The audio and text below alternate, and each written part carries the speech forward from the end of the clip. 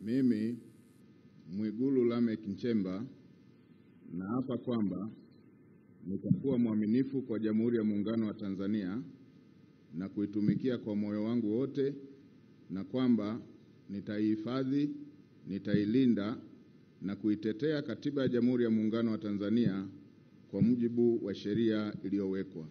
Ewe Mwenyezi Mungu nisaidie. Mimi Mwigulu Lameck Nchemba naapa kwamba nitaitumikia vema na kwa moyo thabiti Jamhuri ya Muungano wa Tanzania katika kazi zangu za waziri mkuu, na kwa wakati wote nitamshauri kwa hekima na uaminifu Rais wa Jamhuri ya Muungano wa Tanzania, na kwa vyovyote vile sitatoa siri za baraza la mawaziri. Ewe Mwenyezi Mungu nisaidie. Mimi Mwigulu Lameck Nchemba naapa kwamba katika kutekeleza madaraka niliyopewa kwa mujibu wa Katiba ya Jamhuri ya Muungano wa Tanzania, nitatetea na kudumisha umoja wa Jamhuri ya Muungano wa Tanzania kwa mujibu wa Katiba ya Jamhuri ya Muungano wa Tanzania. Ewe Mwenyezi Mungu nisaidie.